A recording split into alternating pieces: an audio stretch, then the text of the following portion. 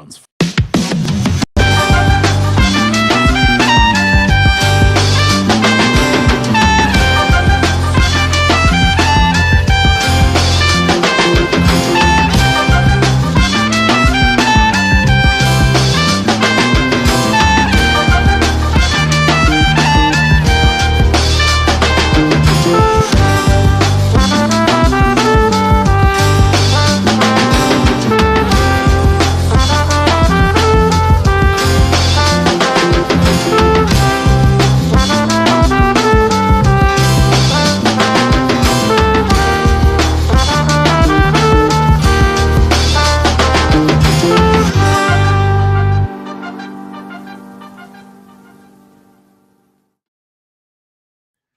Good morning, everybody. Welcome to Going On Daily Live. My name is Becky, here with Mr. Chuck Allen. Good morning. Good morning, everybody. I hope y'all are having a wonderful start to your day. If you're not, you're about to, so get ready. You are about to, because Chuck and Becky are back with Summer Destinations Week. This is fun. It is, indeed. And I will say one thing really quickly. I tried to go live on my Facebook page, and for some reason, it won't let me go live with the live stream. So I'll have to go back and change the publicity to public after the show today. Weird. So, well, sorry to everybody that wanted to watch live on my Facebook, but Facebook's kind of messing you up. Then people may as well go to our Going On Daily Morning Show Facebook page, because we are live there, apparently. True so that. Over there and watch it. I just want to give a quick shout out to WDJY in Atlanta. They have us on every Wednesday, 9 to 10 p.m., Thursday and Friday, and Sunday, 1 to 3 p.m. So we are very excited to be live there. Now, we are also about to go live in Fairfax, Virginia / Washington, D.C. area via television. Not even just sound. We are here in the pictures, Chuck. So this is very exciting. Indeed, it is. I have to say one thing. WDJY 99.1 FM in Atlanta. I caught the show live this past week, and I must say, whoever that duo was, they were amazing. 9 o'clock on Wednesday, and it was on TuneIn. It was very easy to find. So I encourage everybody to tune in. So download the TuneIn app. Is that what you're saying? That's what I did. And I just typed in WDJY, and there she was. Straight talk. I got to say something. I love Atlanta. I've been a few times now. Never disappoints. Atlanta's pretty cool. Yeah, I think that I definitely agree with you on that. The highway system's not awesome there if you're driving a big truck, but I don't really figure that you probably have ever driven a big truck through Atlanta and probably don't plan on it. So therefore, it's pretty awesome. You're right. I mean, if I'm going to get a rental car, it's probably going to be something fuel efficient. You know, I'm on vacation after all. I need to save some money. So probably won't be driving a big truck anytime soon in Atlanta, but I love it when I go there. You know what? It's the South, and I'm going to say Texas included, not that I've ever been, but the food in the South is so freaking good. Yeah. Hugo says Atlanta is where the players play. Correct. Indeed, if Ludacris and Jermaine Dupri have taught us anything, that's what's up. So yes, anyways, shout out to WDJY in Atlanta. Also want to give a shout out to Mace Fitness and Soul Spectives Institute for sponsoring us. You can see above our head here, we've got a little banner for them, and you'll see a little bit of a commercial for them somewhere during the show. So it is Summer Destinations Week, and you're talking about the worst summer destination.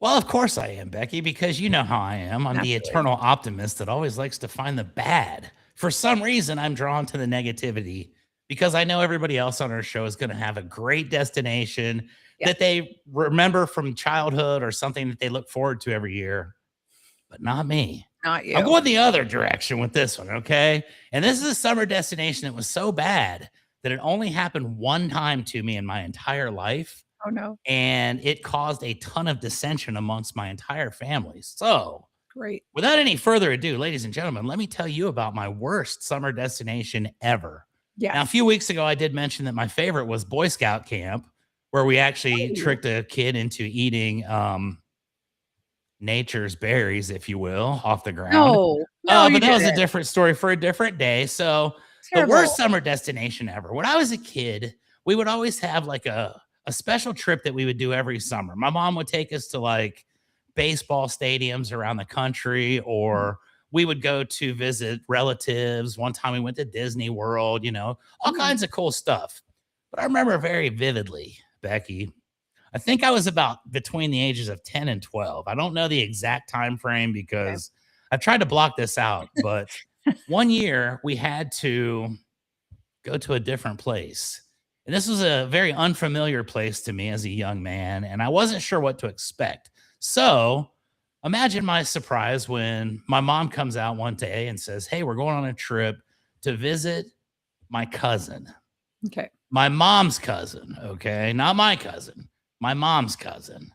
And I don't know how that makes relations to me. I don't know what my mom's cousin is like, just my mom's cousin or something. Yeah, I don't know how that all works. Oh, I wasn't too excited about it because I'm naturally cool going on. I probably had something way more fun to deal with, but there was never really a question as to whether or not you wanted to go. It was like, we're going to visit my cousin. So we packed up into the family van and we drove to, I don't even know where it was, to be quite honest. It was pretty ghetto though. And we go to my mom's cousin's house, and my mom's cousin has a son, which I guess is like my second or third cousin. Or I don't know how these family trees work, but this dude is like not really related to me, but like sort of kind of is, right? So by default, we're supposed to be best friends, right? That's how that works. You're just expected to, get along and be friends. Well, one thing about me, Becky, if I don't like somebody, I have a pretty hard time pretending that I'm their friend. So my cousin, second cousin, third cousin, whatever his name was, I'm not even going to say it. But I didn't really care for him that much. And it wasn't really his fault because he was actually probably pretty cool. But the entire scene was what really soured me on the whole thing. And let me kind of set the scene for you, if you will. Okay. I'm sure you probably know somebody at this point where you're like, you go and you just kind of know that you don't really want to go in there because you just know that it's going to be overpowering in some way, shape, or form. My grandmother's was like mothballs and stuff like that. And you never want to go to her house because you'd smell like mothballs for like a month. But I'm going to a completely new venue here. I don't have any understanding about what we're seeing or doing. And the first thing that happens when the door opens is my entire summer gets ruined. And basically it was a amazingly horrific odor that was like a combination of like poor hygiene, just overall filth, animals. I think there was probably some stuff that, didn't quite hit the urine, the cat box or whatever. A whole deal going on, right? Now, mind you, Becky, we're staying here for a week. 12-year-old Chuckster, though, has no part of that. And this is maybe the worst thing that's ever, maybe now that I feel, after the fact, but I started camping outside was definitely one of my options here. And it was like far outside. So I immediately. Can you tell us the state? Do what? Can you tell us the state you were in? Ohio. Okay. So you didn't go far for this vacation. Not far enough. They call it a vacation, but actually you were just sticking it wasn't around a vacation at all. It was more like a sentence. Punishment. Oh, you were a bad boy and your mom was getting you back.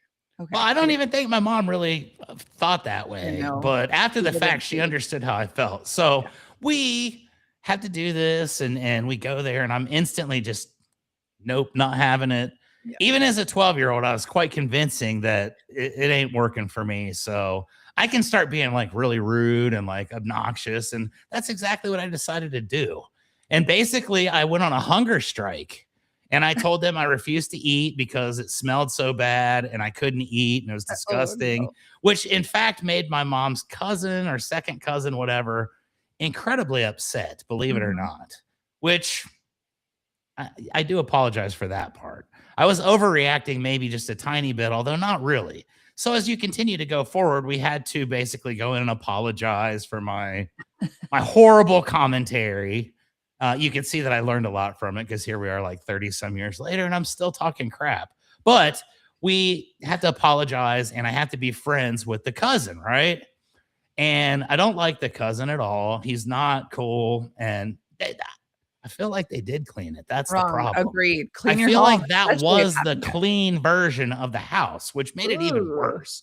So That was I'm them still fried. like being my normal disgusting self. And for like 2 days, I refused to eat. Yeah.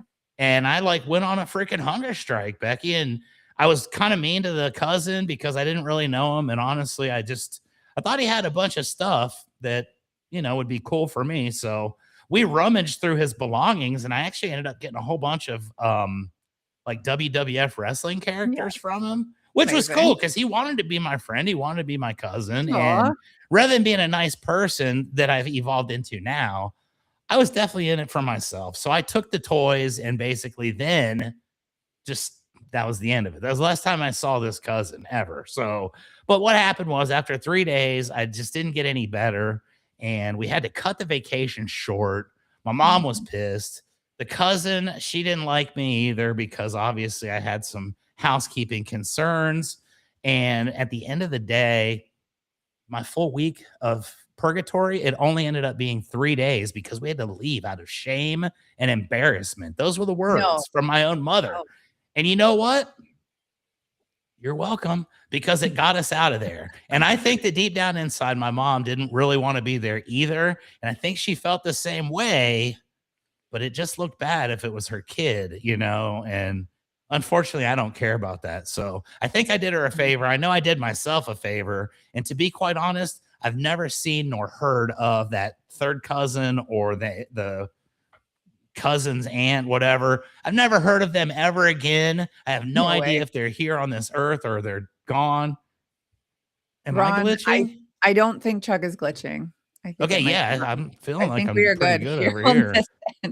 Ron said earlier, Becky's doing some max headroom stuff. I don't know. In the beginning, sometimes there's a little bit of an internet issue, but we're good now. Everyone's clear. It's buffered to the point of being good. I do notice over here on the Instagram version that I'm like covered up by whatever that small Western town is. But that's what was going on. So worst vacation destination of all time. It was not Hawaii. It wasn't Disney World by any stretch. It wasn't even Marineland, Becky. This was like way worse than anything ever. And it literally ultimately caused such dissension because of me being rude and obnoxious that I don't think my mom and her cousin ever spoke again. So you know what, though? Here's the thing. Your mom needed to have done her due diligence. If you're going to go take your kid to go stay at one of your family members' house, you need to know them.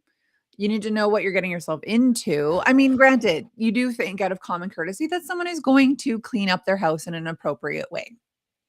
I guess appropriate is all based on your perspective. Relative, right? Objective. I've been to some houses, like I did makeup for years and years. I would go to brides' houses or different photo shoots or whatever. And I remember I went, the hairdresser wanted to host. And then so the client was coming there and I walked in and it was like the stinkiest, crunchiest, most disgusting house. Crunchiest. That is a very good way to describe. Yeah, crunchy was going on in that carpet at that house too. And I'll never forget, it was like I think it was like beige at one point, but it was like dark greenish looking with some black on it. And it was matted down in areas in an unnatural looking way. So yeah, that's gross. Yeah. Well, who knows whatever happened. I do know that one of my mom's other cousins' house got condemned later on. So it might be just there's something weird going on with that side of the family. Those cousins were like eternal stains. Hugo says yes, absolutely. That was it. Yeah. Gross. Well, sounds like a terrible summer vacation. That was. Thanks, Mom, for that. You know, your mom knew she from here. She knew she messed up. All of your summer vacations were probably awesome from that point forth because she but that one was particularly bad. So it was cool though. We tried, and our show can only go up from here. I always like to start with the absolute worst, so that everything else is just like so much brighter and that's happier. right. So. Yeah, no, definitely my stories about the mystery in San Antonio will really brighten your day. Before we do that, why don't we hear a word from our new sponsors? Our sponsors. Watch us live at YouTube, Rumble, and Twitch at Rhode Island Broadcasting, X and Twitter at Broadcasting RI, Facebook at Going On Daily Morning Show, Listen to us on all of our audio platforms, such as Spotify, Red Circle, TuneIn, iHeartRadio, and Amazon Music at RIBroadcasting. You can also follow us on all of our socials at MeWe, TikTok, LinkedIn, Blue Sky, Gab, Parler, and Space Hey at RIBroadcasting, and Reddit at RI-broadcasting. And support the show on RhodeIslandBroadcasting.net. We thank you for listening, following, and watching. My bad. Not our sponsors. That's our social media promo. That was on me. My bad, everybody. I apologize there. But now you get to know where to follow us on all of our socials. We are live almost every day. We've also got the Hall of Fame going on here this month. We are talking 70s sitcoms, Sanford and Son, Good Times, The Jeffersons, Different Strokes. What's happening? I didn't ever understand why different was just apostrophe and not just spelled different. Does anyone know? They were just trying to be different. Different strokes. I've never seen it, so I actually have no idea. To be honest, I've never seen any of these. I just know who the Jeffersons are because I've seen All in the Family. I used to have Deja Vu, the channel. Great channel. It has all kinds of stuff on there. But it's great. I Dream of Jeannie and all that. So good. But anyways, you can scan the QR code. You can find the Hall of Fame and you can vote for your favorite. I'm thinking that Jeffersons is taking this one. No, it's definitely going to be Sanford and Son, I believe. Good this is a surprise. It's because I haven't voted yet, but it's going to be Sanford and Son. And I will say this. I was going to send you a video of Sanford and Son the other day because I just happened to scroll across one. And I think that if you watch this like 6-minute video of Sanford and Son, you would be completely sold. And that would be like, that's the one. Out of this group, Sanford and Son has to be the one. And it was hilarious because it was Fred Sanford and they had a bunch of stolen copper in their truck and the police showed up. And the white cop was giving him like all these like, white guy words. And then he'd have to look over to his other buddy and that buddy be like, the white boys are stealing all the copper, Fred. And he'd like understand it. So he had to get translations. And I can imagine because these are 70s sitcoms that they're probably like not super culturally appropriate for today. No, that definitely would not fly in today's environment for sure. Okay. But hilarious it was in 1978. Oh, I can imagine. Okay, well, like I said, I've got to watch about 96 different shows that we've had here on the Hall of Fames. One day I will get around to it. One day. Possibly. We're just going to continue to add like 5 new ones every month. So the longer we procrastinate, the worse it's going to get for us. The problem with TV shows is that I am going to have to watch them in their entirety. I can't just watch like an episode and know which one I like. So movies is probably a better choice for me. Anyway, so we've got a pretty cool story today. It's, I was actually going to send this to you. And then I was like, no, we're going to save this for the show. This is a San Antonio mystery. And maybe you've heard it. So let me set the stage. Ooh, pretend that's like spooky music. This is the mystery of Julie Mott. She is a woman who vanished after she died. Now imagine losing a loved one. It's tough, right? You're grieving. It's awful. But you have the funeral to have some closure. And then you can start to, I don't want to say put it behind you, but start to move on with your life, right? Now imagine that after attending their funeral, once you say your final goodbyes, discovering that their body is gone. Oh. That's exactly what happened to Julie Mott. She was just a 25-year-old woman from San Antonio. Is that music?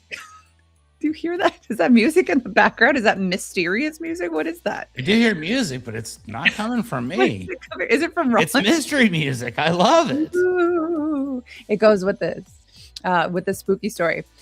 So this poor girl died at 25 years old. She had battled cystic fibrosis for most of her life, which is a disease that affects your lungs and ultimately your organs. So unfortunately, she didn't live long in her life, and that's heartbreaking. Her parents probably knew it was coming, but that doesn't make her pass. Yeah, it still sucks. Easier, still right? sucks. So in August 2015, complications from cystic fibrosis claimed her life. Now, her family had arranged a memorial service at a funeral home in San Antonio. Hundreds of people attended, as they do when a young person passes away. Right. Friends and family gathered to celebrate her life and to say goodbye to her. Nothing seemed unusual. But after the service ended, something happened that remains unexplained to this day, 11 years later. Sometime between the end of the funeral and the funeral home's closing time, Julie's body disappeared. Now, I would imagine that they had a viewing, so they knew she was there.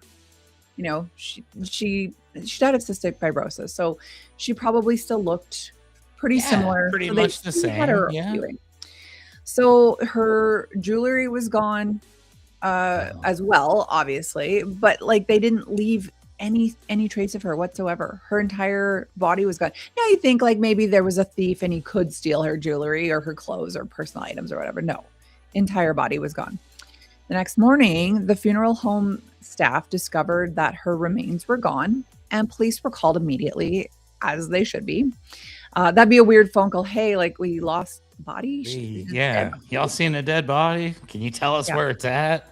Exactly. Ugh. Investigators quickly learned that there were no signs of forced entry, no broken doors, no smashed windows, no obvious evidence showing that someone could have even entered the building, let alone locating the body, removing it, and leaving without being noticed. This makes me think it's an inside job, maybe. Even more bizarre, there were reportedly no surveillance cameras covering the critical areas where the theft would have occurred. That sounds more like an inside job to me. The case instantly became national news. Did you live there then in San Antonio? No. That was when I lived in College Station, Texas, where other weird things happened, but nothing quite like that. That's fair. Yes, Lilac disappeared. Now, you know, it became national news because, like, realistically, who steals a body, Chuck? Who steals a dead body, and why? What do you do? I think why is the better question. I mean, I'll say this: one time on my podcast, I had a mortician on, and I did ask a very poignant question because he was also a professional wrestler, and my question was, do you ever practice wrestling moves on dead bodies? To which this guy was very adamant. No, he does not. And he also said that it is illegal to do anything, which is very good. I mean, I don't even think that should have to be a law, but whoever stole the dead body is definitely in violation of the funeral home policy and rules. And Paul Bear. Paul Bear was awesome back in the day. I told you my husband wants me to go as that for Halloween. That's terrific. That's the most insulting thing I've ever heard. Ron says a necromancer, but I don't think that's I think that's like a nerdy Stranger Things sort of thing. I think the word you're looking for is I don't remember, but it's someone who does yucky stuff to dead bodies. Weirdo. We're gonna go with weirdo. Weirdo. Yeah, this is a PG show. We're not Universal, talking about yes. So the first theory that came up about where this lady went was her ex-boyfriend. So it turned to a guy named Bill Wilburn. Bill Wilburn sounds like he's about 74 and not around the 25. I know a dude named Bill Wilburn, so stop it. You don't. It's not this guy, but I do know one. I would hope. According to the police reports and court records, Wilburn had been intensely attached to Julie. Friends and family actually described him as obsessed with her, particularly after their relationship had ended. Reports indicated that he had sent numerous calls and messages to Julie before her death. Now, investigators learned that Wilburn was among the last people at the funeral home after the memorial service ended. Witnesses said that he lingered after most guests had left. Really?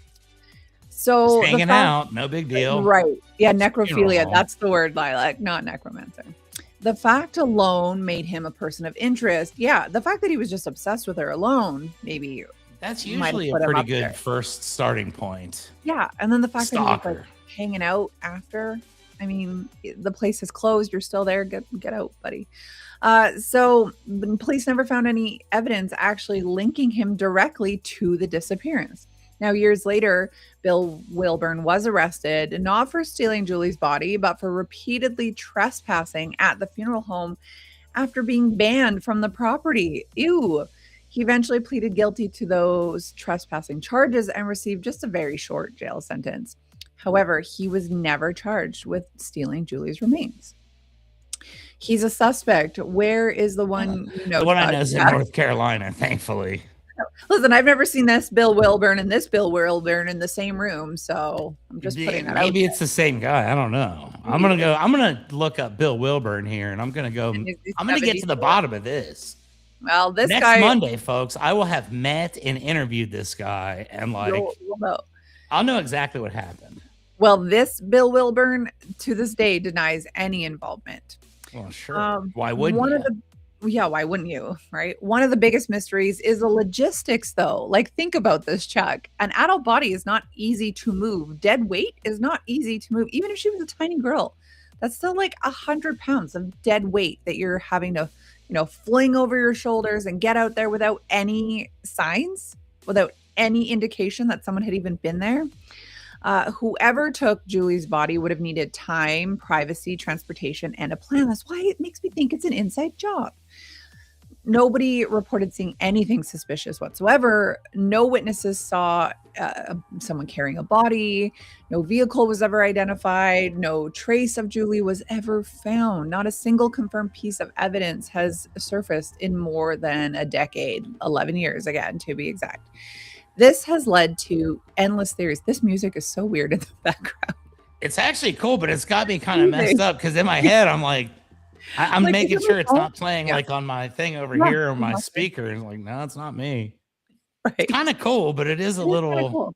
It's a little offsetting. Yeah. He used a lot of pulleys. Do you think that's just like, it's like a Mission Impossible episode? I mean, 100 pounds is not that much for a roofer. Well, I warm up with that. Okay. Yeah, so I was not here. No, you're really reiterate yourself here, Chuck. Yeah, so some believe a grieving admirer or an obsessed former partner took the body, right? That's the obvious. That's what I would go with. If I was betting, I'd go with Bill. Yeah. The fact that he was arrested for trespassing at the funeral home after this fact. Why were you there, Bill? No, why are you back, bro? Why are you back? If she's in the ground or she's missing or whatever, why are you there? You just like dead bodies in general? Maybe Bill? That's his thing. Yeah, trying to make a bride of Frankenstein. Yuck. So others think that someone opposed to the family's plan to cremate Julie wanted to prevent it. That seems fairly extreme. Someone just buried it somewhere, maybe. A little sketchy. I don't know. But still others wondered whether or not there was some type of funeral home mistake or cover up that was never fully revealed. That definitely might be. Police and the funeral home have consistently maintained that Julie's body was stolen. So for Julie's parents, of course, this tragedy didn't end with her death. They never got to have closure. That's just the beginning. Yeah. Like that's the worst part. Your kid dies and like, that's not the worst part. Yeah. Oh, Hugo, he liked the smell of embalming gel. Ugh. That's like Chuck's grandma's mothball house. Yucky. Pretty much. That's exactly what my grandma smells like. Embalming fluid. Oh, gosh. You're right, Lila. He had no reason to be there ever. No one ever checks dead bodies. Ugh. That's such a weird job. I mean, I'm happy. It is a weird job, but I will say this, and I don't want to go too far off topic here, but one time I was in a different part of Texas and I was looking at a funeral home roof and I went inside there to look at the ceiling to see if there was any stains and stuff from leaks. Yeah. There was a room that there were 3 dead bodies in and I just walked right in and was like, there's 3 dead bodies laying there. So, I mean, that seemed kind of weird to me that there were that many. And I don't like that. But that was in Amarillo, Texas. I don't like that. Hide that. It's like your aunt's house. Hide it before people come over. Okay. Don't have the roofer go into that little room back there, And I felt like they knew and they were just trying to mess with me, but I didn't even flinch. I ain't scared of dead people. Okay, well, that's good because I am. So anyways, Julie's family never got to have closure, right? They never got to mourn her or bury her. So years just passed without any answers. The family actually filed a civil lawsuit against the funeral home, arguing that it failed to properly protect Julie's remains, and rightfully so, I think. In 2018, so 3 years later, a jury awarded the family $8 million, finding the funeral home negligent. But even that victory brings little comfort, right? Money couldn't tell them where their daughter was or bring her home or what somebody's doing with the body. That's That's what But I now that I do. know that there's an $8 million settlement, I've got a whole new offshoot of questions. And, I don't want to get too deep into it, but Like, Andrew, if you're listening, just 8 have somebody million. hide me from the funeral home. If I ever go, sue them and then take care of my children. That's just what I'm saying. All right. So questions that still remain. More than 10, now 11 years later, the central questions remain unanswered. Who took her, of course? How did they remove it without being seen? Where were they taken, like her remains? Was somebody acting alone? You would think that you might need two people to pull off a heist like this, at least. Why has not a single piece of evidence ever surfaced? And what makes this case so haunting is that it isn't even a murder mystery. She had already died. The mystery begins after death. The victim disappeared after her funeral. So, anyways, this is just a weird San Antonio mystery. I figured you'd appreciate this. If anyone knows anything, I mean, maybe we're Crime Stoppers now on Going on Daily. Yeah, I'm gonna find this guy Bill. Like I said, next Monday, tune in. I'll have the answers now that I know. Yeah, now that you know. She could be roaming the streets. I think it's pretty confirmed. Not here in San Antonio. She passed. I mean, Texas is a big place. Maybe she's somewhere else.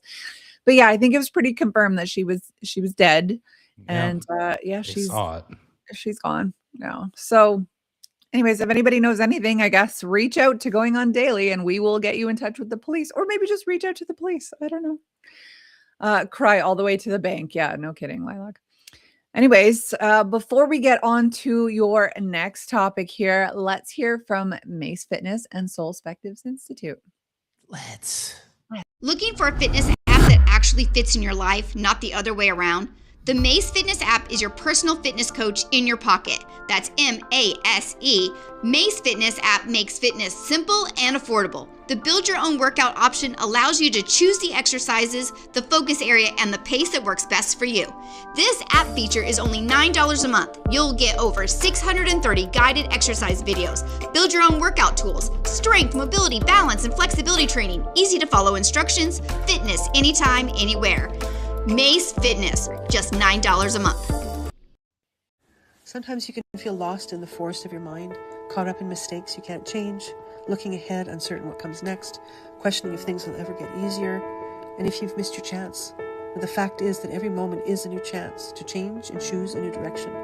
The fastest way to stop the pain and gain the new insight needed is through guidance from someone who has walked the path before you that can teach you to find your own answers from within.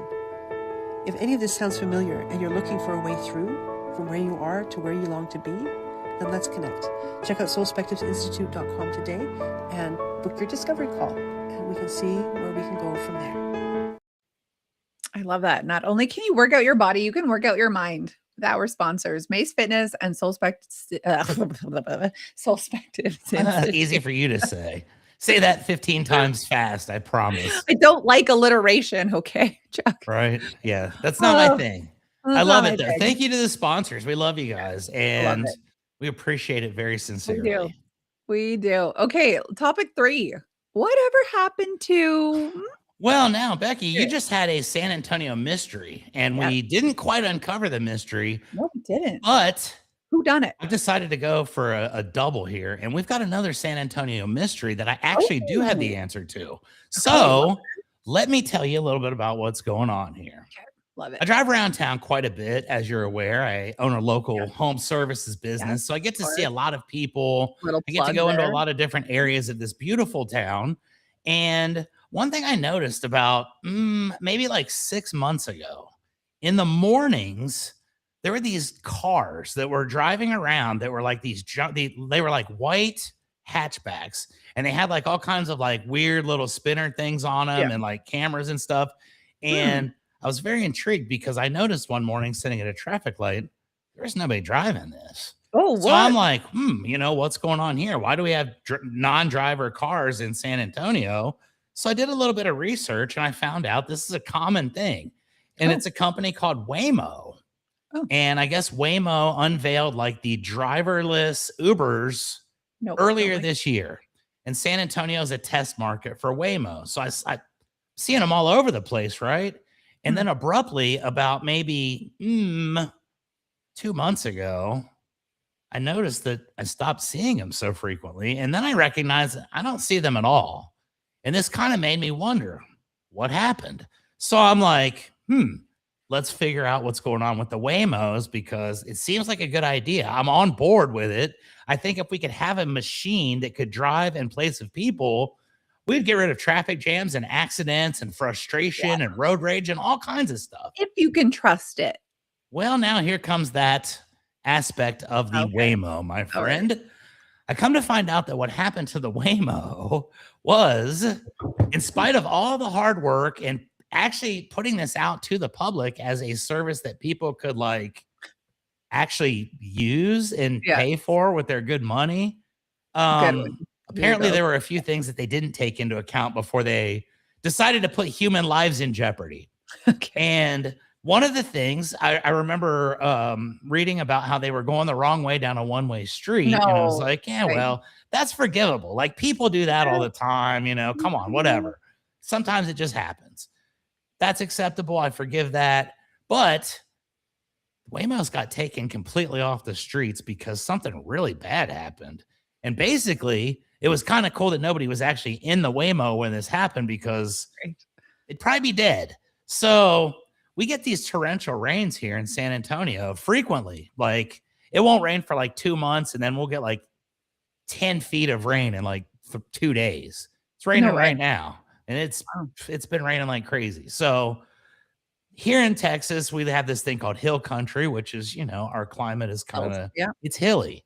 And the unfortunate situation is at the bottom of every hill, there's a huge opportunity for water to gather. And it can become quite treacherous if you're driving. And I don't think that they really took this into account when they were building the roads here in San Antonio because this is the worst I've ever seen it.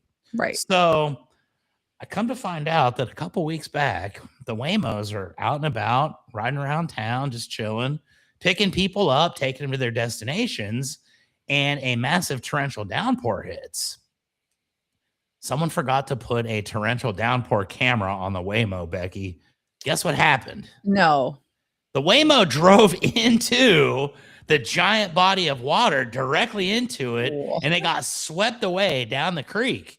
And it was laying in the middle of the creek upside down, like way far down the road.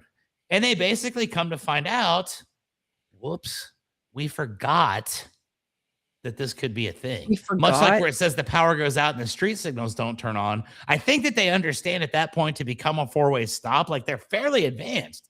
But nobody told the Waymo not to drive directly into standing water, which is like one of the number one safety rules that they teach us when we're getting our driver's license. When you're driving, could drown, you could go away. And people have died here in San Antonio a bunch of times from that in the last year, just getting stuck in it and just getting swept away.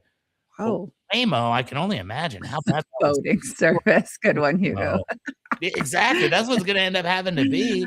But how bad would it suck if you were in the Waymo, you paid for it, you're on your way to the house, and all of a sudden you're swept up in a freaking river, basically, and you can't even do anything. You can't scream because nobody's listening.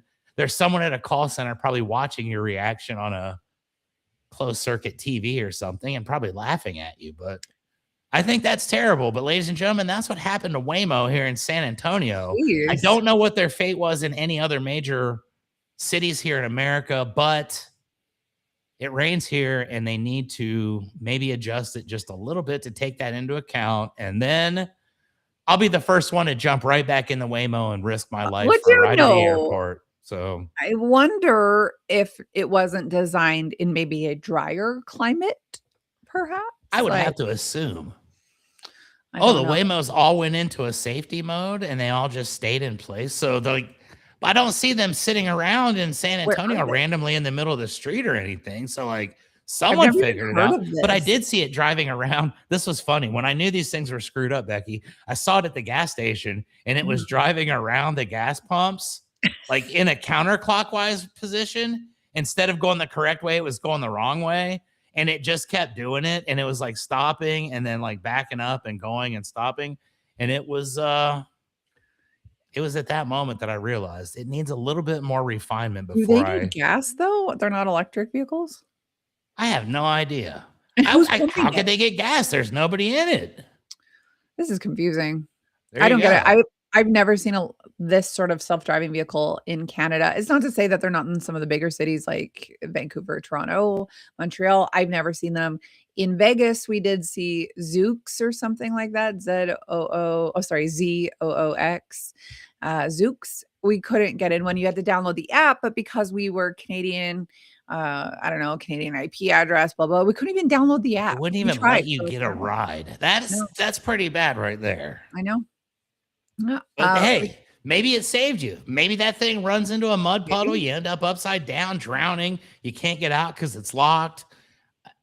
Maybe it was for the best that you couldn't get the app, Becky. Strange. You might not be here right now. Maybe not. I did want to just, take it. I mean, the thing about going anywhere in Vegas is that you're not going anywhere fast. Traffic is pretty slow going. So it's not like you become Julie. Wow. Oh.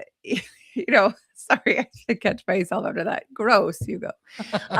You're not going anywhere fast. You're not really going on highways unless maybe you're heading over to like Fremont Street or something. But if you're just staying on the strip, it kind of makes sense to go in like a little automated vehicle. But yeah, we couldn't even download the app. So Canadians are not allowed access to self-driving vehicles, I guess.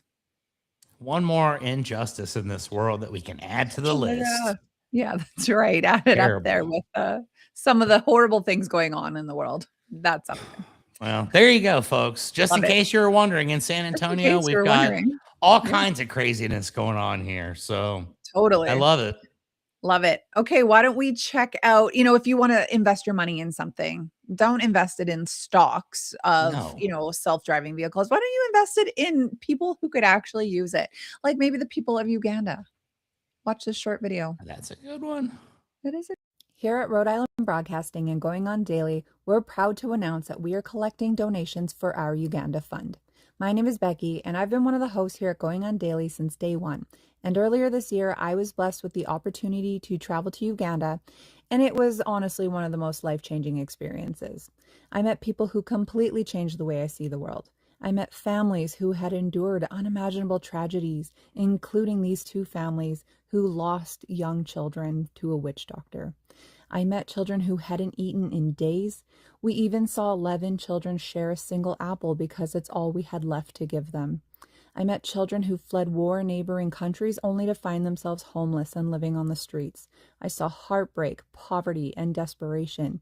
But what I also saw was joy. The happiness that a single piece of candy, a bracelet, or a small act of kindness could bring was enough to bring tears to my eyes. These are people who have so little, and yet they have more gratitude and joy than many of us could even imagine. We know that there are people who need help in our own communities, and we continue to support local initiatives whenever we can. But this year, our hearts are with Uganda.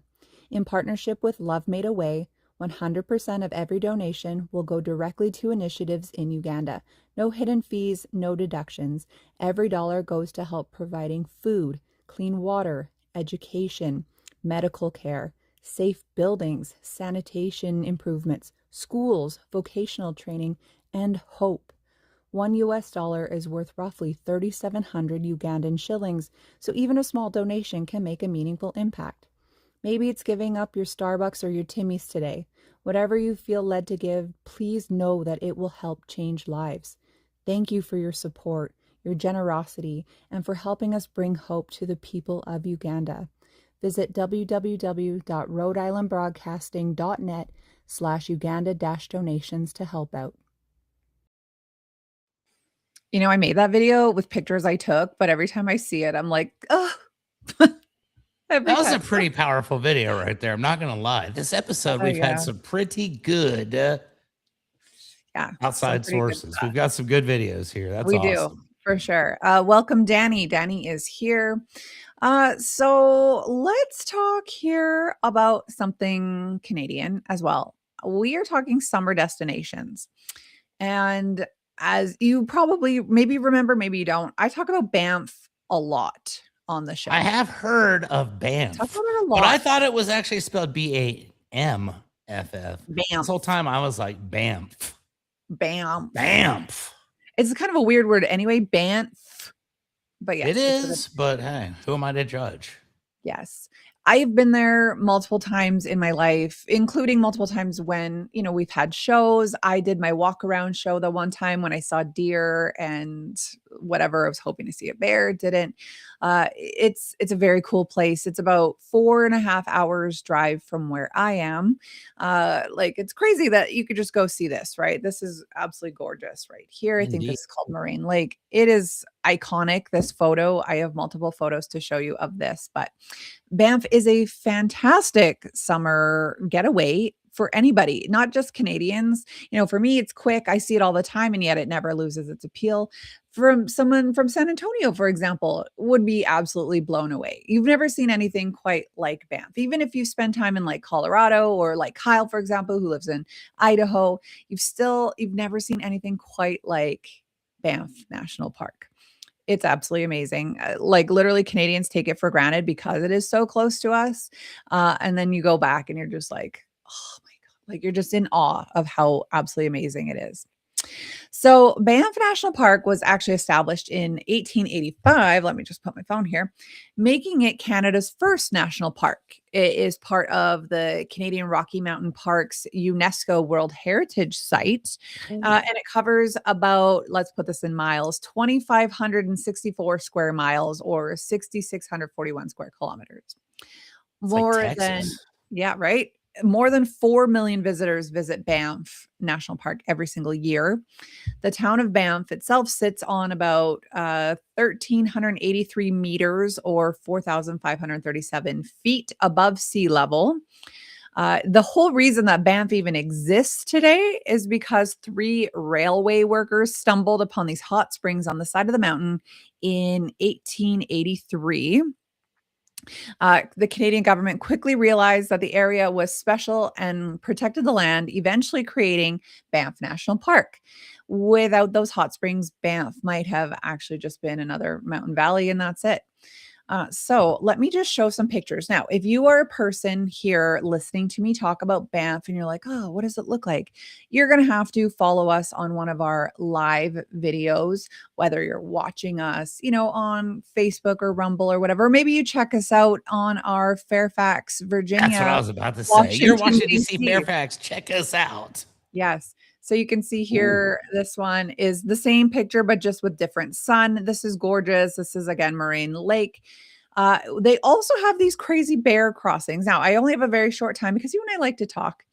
But because there are so many different animals and wildlife in Banff, they need to create something so that they stay safe. Thus created this overpass. I'm just going to get out here. We have one of those in San Antonio. Nice. Animal Crossing. Now, what kind of animals do you guys have? Coyotes, deer. Okay. Probably like rabbits and stuff, I guess. Rabbits and stuff. Okay, that makes sense. Yeah, we have one of those right down the street. So this is literally going over top of the highway. For anybody who's just listening and not viewing, it's like a path basically for wildlife, because this is a big route to British Columbia, the next state or the province over. We get a lot of really big trucks on this area. A lot of wildlife gets killed, unfortunately. Now, we also did stories, just speaking of bears, like this picture behind me. We did a story that one day, remember the boss? That was that massive bear. I remember the boss very much. Boss so. is still kicking. There's actually been a few boss sightings this spring. Talking about. So, they want to make sure that someone like the boss is safe, right? We have also talked about, and I don't even think it was with you the one day, it was during our ghost story episodes here, but we talked about the different Fairmont Springs hotels. Oh, what do we got? We got pictures of the boss. Yeah, there he is. Dun, dun. There he is. He's got a scar because his boy. Totally. They got into a fight with the other guy whose name was like Scarface or something like that. Totally. And the boss won. Yeah, that's right. Yeah, of course. This behind me, this is the this one's the Lake Louise Fairmont, but there's also the Banff Springs Hotel. We have done different segments about the Fairmont hotels, because they are all said to be haunted. All of them have had some sort of creepy death that leads to, you can't go on the 13th floor, or like you can't go in room 227 or whatever. There's always a bellhop, somewhere that never actually existed, or whatever. Like bride fell down the stairs, these concrete stairs. You can actually walk down the stairs. It's a little chilling, not gonna lie. But the lot of ghost stories in these places. So we've definitely talked about this a lot on the show as well. I also think that I do think it's real, though I don't believe in ghosts, but whatever. Well, that's for another time. We also have like real hot springs here. So we have a lot of man-made things here in Canada, but the real ones, they maintain water of approximately 37 degrees to 40 degrees Celsius. Let's do the math here. About 110 degrees Celsius or Fahrenheit is what this natural hot springs are. Nice. Yeah, so I'm just going super, super fast. There's a million things to talk about with Banff, but if you have any interest in seeing a absolutely breathtaking view, there's something like 1,000 miles of trails in Banff as well. So if that has any interest to you, Banff has it going on. I Yeah, like and that plus the land town's bridge right cool. there. I'm gonna Isn't that definitely go awesome? take a picture of the one in San Antonio and send it to you, because we got that same thing. I Yeah. thought we were the only place in the world that had that, but apparently we stole it from Banff, because ours only been here for like 3 years. So Hey, maybe you did. Someone came up and visited Alberta and they were like, you know what? there Our you go. coyotes need to not be dying all the time. We steal all the good ideas from the Canadians and then don't even tell anybody where we got them Don't even tell them. Just it's like, this is an American innovation, like how you guys do with basketball and like insulin and stuff. So yeah, if you're looking to stay here in the summer, you're looking between about $305, $600, $700, $800 a night to Good stay times. in Banff. Yeah, it's Well pretty worth it. pricey. July and August, by far the most expensive months. You can go in the winter. There's a ton of skiing and snowboarding and hikes and all kinds of stuff. Maybe ice fishing. I don't know. I don't like the winter, so I don't know. I don't go out in these times.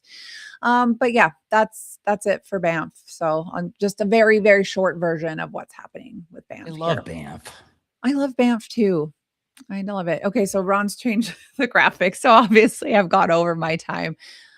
But I will say, if you want to check out Chuck anywhere, if you're like, hey, I want to learn more about Chuck and his weird family and everything else, follow him on YouTube at youtube.com/ChuckAllen210. And your show, tell us about your show. It's Keeping It Rio. And this week I've got a rapper from Rhode Island on. So always exciting things going on with Keeping It Rio. I've got like 19 musicians lined up in a row now. So I got to find other people that I could kind of mix it in with. So if you want to be a guest on that show, anybody that's watching, you're more than welcome. Love that. You can check me out on my website at bountyhealth.ca. I'm a holistic practitioner, so you can check me out there. I do have a podcast. I'm just taking a break, but I will be back at some point in the near future with that. Make sure you are back with us tomorrow. Now, who is on the show tomorrow? I want to say it's probably Mickey, and Lilac. Okay, this is fun. Lilac is saying basketball is American. There seems to be some debate because James Naismith or whatever his name, he's a Canadian guy, he invented it, but he did it in America. So exactly. So it's American, 100%. Maybe we could share. I don't know, whatever. So be here tomorrow with Mickey and Lilac for that show. That's going to be a good one. I don't know if they've ever done a show together before. That should be a great one. And then, of course, thank you to WDJY in Atlanta for airing us here. We love you. We love your support. We love your city. We love everything about it. We got to make sure y'all know it's 99.1 on your FM dial. 99.1. I love how we are the dynamic duo of ATL. And I do believe after last week, the Arbitron ratings have been sent in. We're already at number 1. So get on board now, fans. Yeah, I love that for us. Also, thank you to Mace and Soul Specs. I hate alliteration. Ladies and gentlemen, it's Soul Spectives. Thank you to Soul Spectives. Soul Spectives. I can say it. I can say words. I can read. But thank you guys so much for your support on the show.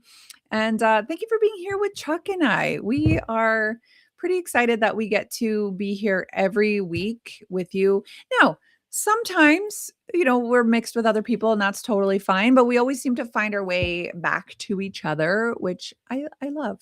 I'm usually Monday. So if it's me with a different host, it's because Becky was like, I need a break from this dude. And then she comes back. So it's all good. And then I come back. You know what? I do love doing shows with all of our hosts because it's great to like get to know everybody and there's a totally different dynamic. But I got to say, there is something very special about what you and I have going on together. Dynamic duo. It's like Howard and Robin, only like much younger and I don't know who that is. Much more entertaining. Like Ben and Jerry, just without all our ice cream. Ben and Jerry. I don't really want to be compared to that. No. Okay. We'll go Howard and Robin. That's cool.